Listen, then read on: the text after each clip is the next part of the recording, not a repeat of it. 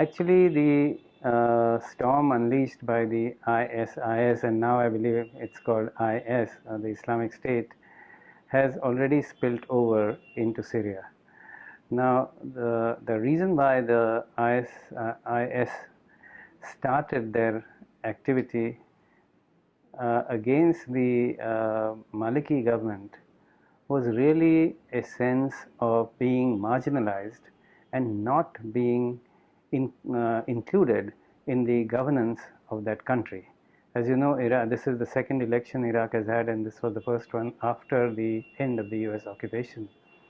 And the expectation was that Prime Minister Maliki would ensure that the minorities, which is what the Sunnis are, would be included in the governance as well as at different levels of the administration.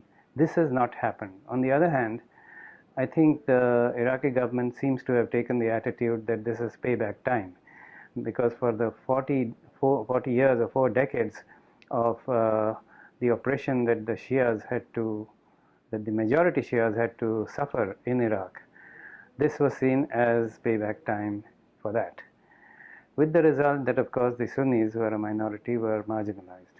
And that's why they first set up something called the Islamic State in Iraq, or ISI. And to them were also included the large number of Ba'ath Party militants as well as people from the Ba'ath army, from the Iraqi army, Saddam's army, which was disbanded immediately after the US invasion. So all these groups together have taken up arms against the government with the intention of overthrowing the government. They have also threatened the shrine cities of Najaf and Karbala, which for the Shias are extremely, extremely important. Their success has been phenomenal in terms of military strategy, because now what they have been able to do is actually establish themselves, or at least run the 3 provinces of Anbar, Diyala and Mosul in Iraq, and the 2 contiguous provinces of Raqqa and Deir ez-Zor in Syria. So in that sense, the Syria-Iraq border doesn't exist in those parts. Now, parallelly, what's been happening in Syria is that for the last 3 years, the protesting militant groups fighting the Assad government, all of whom are Sunni groups, because unlike in Iraq, which has majority Shias, Syria has majority Sunnis. So they have been totally unsuccessful despite a lot of funding from a number of regional powers and some Western countries, funding, equipment, arms to dislodge the Syrian government.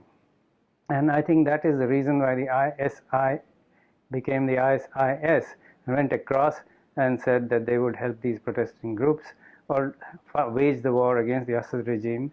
So basically saying they'll wage a 2-front war to establish Sunni predominance in the areas where they have majority. That is really what has happened as far as the present state of play goes. And the only groups which have been able to resist, because even the Iraqi army almost hastily retreated from Mosul, but the